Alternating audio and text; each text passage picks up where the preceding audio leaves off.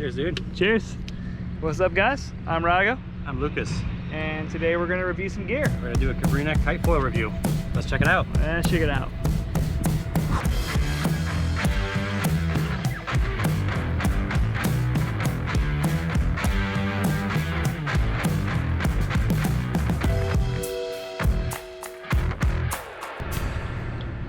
So we got a few kite wings here. Cabrinha has a Fusion series. We have quite a few foil options. It can get a little confusing if you're new to the sport.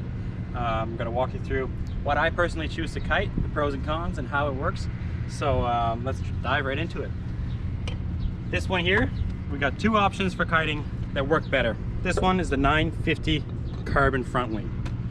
And the 950 is kind of your bread and butter wing for kiting. You got medium lift, you got quite a bit of speed. It's an easy wing to ride in all sorts of conditions. One thing I really like about this wing is the wingspan's not too wide. So what that means is it makes a very playful, curvy foil, right? So it kind of feels like you're surfing out there, and you can really lean this baby over. She really likes to be turned. You can ride it flat. It's a very playful foil. And then along with that, we got another wing here that I kind of my go-to kite wing as well, is a 1300. So these two, see there's two different sizes here. We got slightly bigger. And the pros and cons here, 1300, you're gonna have a little bit more lift. It's a little bit wider, so it's a little bit more stable as you turn it over. It's gotta like to be ridden a bit more flat, all right? So as a beginner, you have two choices. This one, for example, is gonna lift. You have a little bit more lift out of this.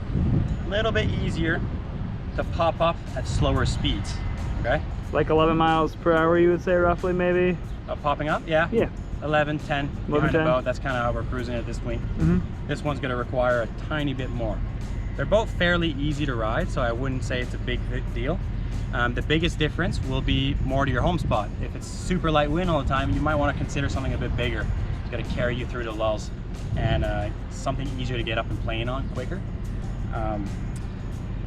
Yeah, so these two options, kind of our two main kite wings.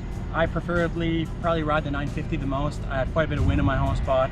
I ride this with two options of mast. I have two masts here behind me. We got a carbon mast and we got an aluminum mast.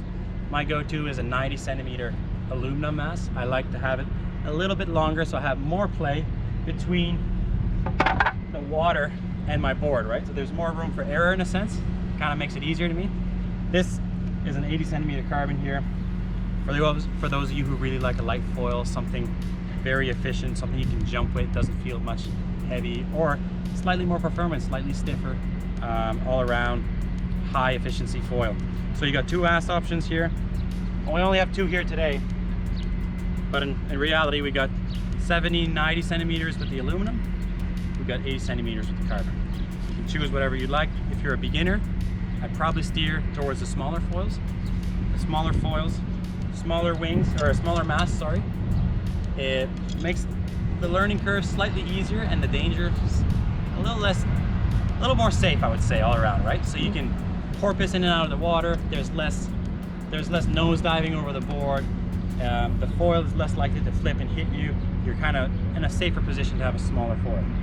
You got something? Yeah, that's kind of some cool points to bring up too. I think we can even mention, like, because it's interesting for where I'm at in my foiling, I actually might still gravitate towards the 1300. And I'm right on that line where I would actually bounce back and forth between these masts as well, because I light wind where I ride, a lot of rolling waves. So I think a lot of the surf aspects you'd get from the 1300, they actually appeal to me for somebody who's with my conditions that I get and my ability. But you're I would say it's fair to say you're significantly more advanced foiler, and you're riding in stronger winds. What do you, I guess with a 950, what do you like? What are the advantages for somebody who's a bit further along on their kite foil journey? And foil's been around, so I know there's a lot of you advanced foilers out there now. What would appeal to them for the 950? I think the main thing is you'll go a little bit faster, you get a little bit more speed, and you can ride slightly bigger swell with a smaller wing. So if you're riding on 1300, as soon as there's a pretty good wave and it's getting peaky and it's starting to pick up, it's easy to pop out. You're gonna have a lot of lift from a wave, right? So, I mean, if you're surfing river swells, if you're surfing chop, the 1300 is gonna be awesome. As soon as you're getting into beach break stuff or a little bit of a higher swell. The 950 will have a little bit less lift and it's kind of more playful in that area, in my opinion. And I also, like I said, I like to go a little bit on the faster side since it's windy. But again, that's all relative to where you're at in the world, what's your home spot, what's the wind speed, all that kind of stuff, right? Totally. So it's really depending on what you enjoy to ride. And then on top of that, there's more to it than just mast and front wings. You got the fuselage, you got tail wings that make a huge difference as well, right? Yep. So for kiting, Cabrinha has two options. We got a 300 and a 220 rear wing. When you're kiting, you're probably just going to use the small one. The bigger one is more for winging and a bit more stability. But the small one for the 1300 950 front wing, it works perfect for both wings. And you got a fuselage option here too. You can actually have a longer fuselage, and a longer fuselage will make it a bit more locked in, easier to ride. Well, I shouldn't say easier, I should just say more of a stable, mellow ride. Towards a shorter fuselage will be a bit more playful, a bit more free on the tail when you're riding, right?